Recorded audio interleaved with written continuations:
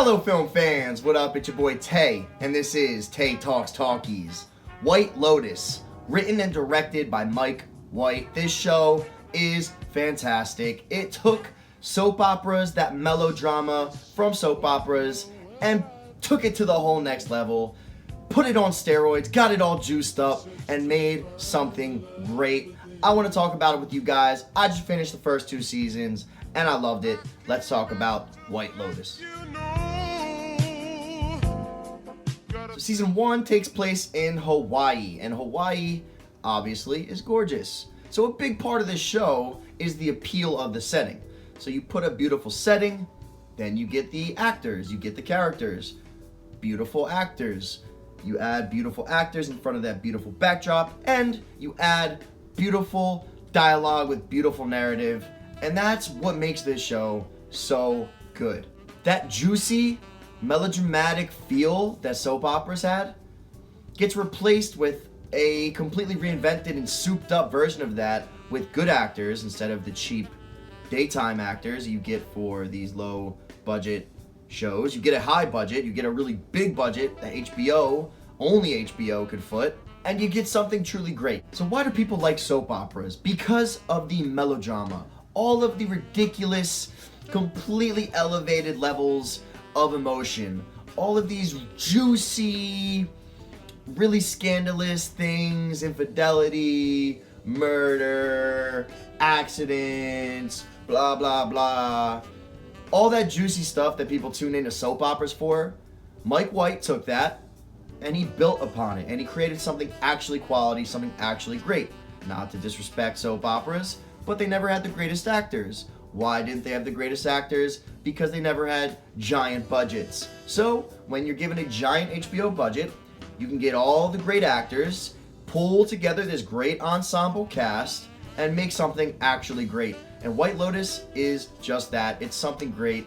It's a soap opera to the highest degree. It's so elevated, and it's really perfecting that style of storytelling. We have Miss Jennifer Coolidge playing Tanya, and Tanya is a character that connects season 1 and 2. There's not many things that connect the seasons outside of the White Lotus Hotel branch itself, the Hawaii branch in the second season, the Italian branch. But we also have Jennifer Coolidge as Tanya, and eventually Greg.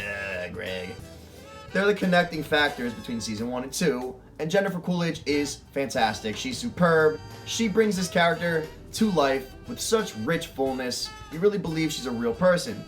She's a really rich woman, but she inherited her money. So she's not a woman that feels proud. She's not a woman that feels like she has substance. She's not a person that feels like she has earned who she is. So she's constantly aloof, we'll say. Now, what makes a show good? Well, you have to have well-written characters, and Jennifer Coolidge as Tanya is just that, and it's brought to life with perfection. Then we move on to who I think is the standout star of this entire first season, and that's Murray Bartlett playing Armand. A big connecting factor between seasons 1 and 2 is the heavy focus on the manager of the White Lotus. So in season 1 we have Armand, and in season 2 we have Valentina, who I'll get to shortly, but Armand is fantastic. A character really struggling with addiction, and you see it slowly seeping out. So this seemingly perfect guy who has everything together slowly crumbles in front of our eyes, and it is truly a wonder to behold because Murray Bartlett brings it to life with such richness. Alexandra Daddario, she is fantastic in this. I haven't seen her in really much of anything, but I guarantee she will be getting a lot of roles off of her work done in White Lotus season 1. She was great. She is the perfect type of character to foil her husband, played by Jake Lacey, who again did a great job. He played a character that is very believable, a character that we all feel like we know an iteration of that person, and it just makes it all more gripping. We have Sydney Sweeney, who's an actor that I'm not too familiar with. I know she was in Euphoria, another HBO success, but I've never watched Euphoria. I don't really enjoy high school-centered dramas, but that's beside the point. I never saw it, but Sydney Sweeney was fantastic in season 1 of White Lotus, so I can see why she got so blown up off that Euphoria performance, because she was great in this. I know she was great in that. I don't even have to watch it to know that. and I'm excited to see where her career goes. She's an actress that has a bit of an Aubrey Plaza feel to her. She has that cold exterior with like little pieces of charm, and it works really well for who she is character-wise. There were some performances that were just okay. I thought Brittany O'Grady as Sydney Sweeney's friend was just okay. She wasn't anything too riveting. But you're not going to get everyone giving A+ performances in these series. She did fine. So did all the other actors that I haven't named. They did fine. But they just didn't bring the heat like those actors I just named. And remember, there is no small part. Only small actors. Something I liked about White Lotus seasons 1 and 2 is the non-chronological narrative that they utilized to tell the story. Very Quentin Tarantino-esque, and I love that style of storytelling. You build a lot of intrigue with showing this thing that happened at the end of the story, at the front of the show, and then it comes all full circle, and if you do it right, that little overhanging little thing, that little piece of fruit that you can't quite nibble yet, once you finally get to bite it, it makes it all that much sweeter if it was done right. And White Lotus did it right. Then we go to season 2, which takes place in Italy instead of season 1's Hawaii. So a big appeal of this show is the beautiful setting. So season 1, Hawaii, every shot was gorgeous, of course. And season 2 is no different.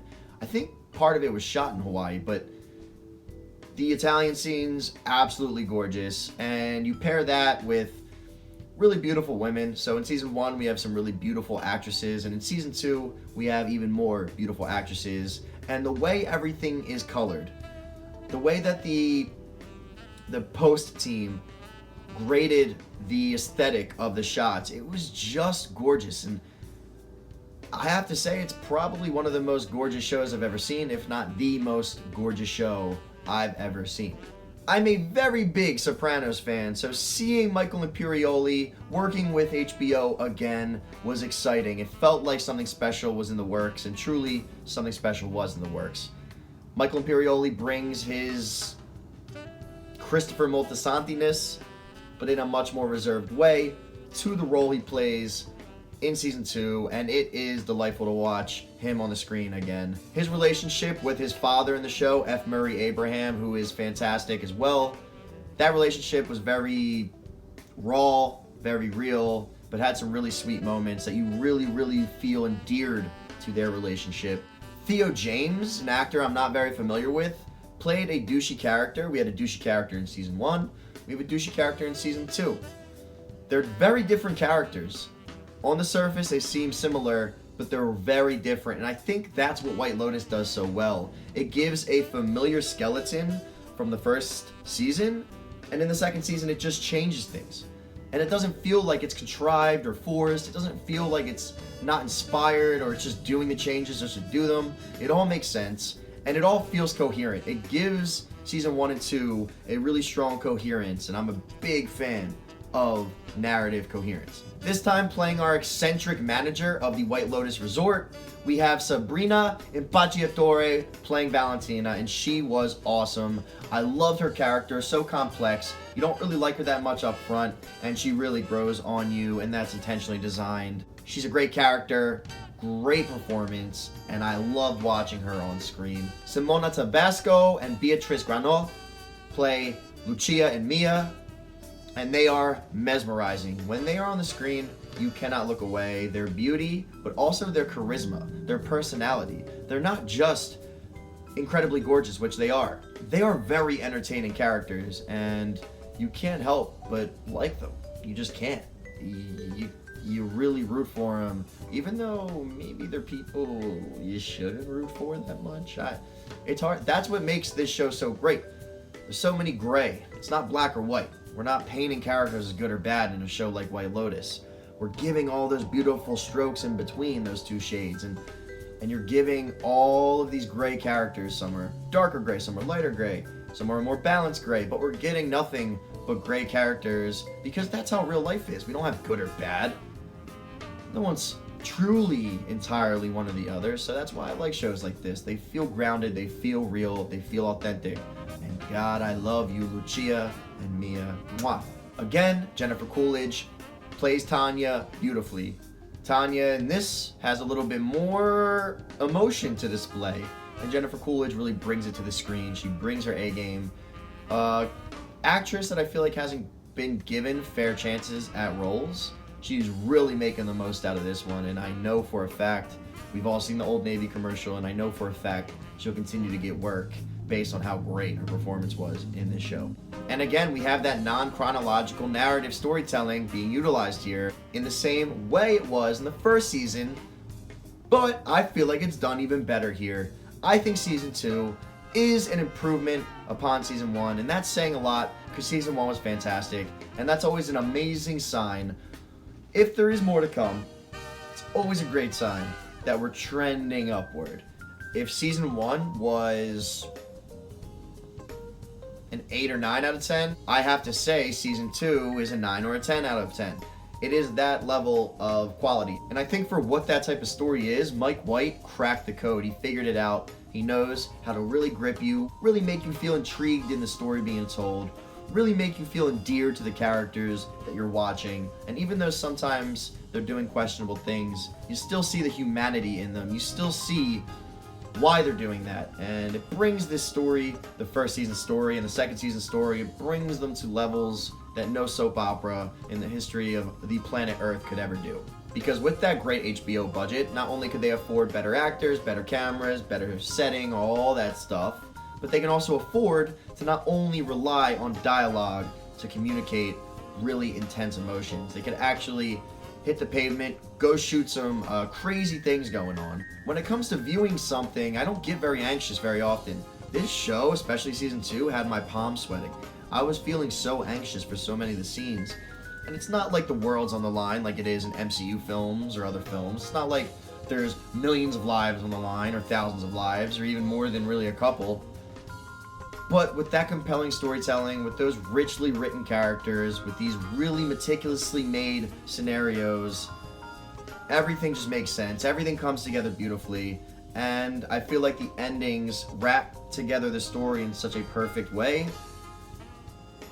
I really can't see how these shows can be improved upon, and I am so excited to see where it all goes. If we continue with this specific model of we have a White Lotus in a beautiful place with an eccentric manager, with Jennifer Coolidge involved, I'm curious to see if they continue that skeleton, that model, and where they can take it, where Mike White can take it. I'm a big fan now. And HBO, thank you so much for trusting creators, allowing creators to create. Not trying to put your fingerprint on everything, not trying to create some sort of narrative around the company. You're focusing on the stories, and I appreciate you for that. And I think anyone who enjoys good storytelling owes you a thank you as well. HBO, please don't lose your integrity like these other streaming platforms. But that's all I got for you guys. White Lotus was awesome. Go check it out. 6 parts in the first season, 7 parts in the second. You're looking at 13 hours of content, but it feels so rich and it's so worth it. Check it out. White Lotus. That's all I got for you guys today. Tay out.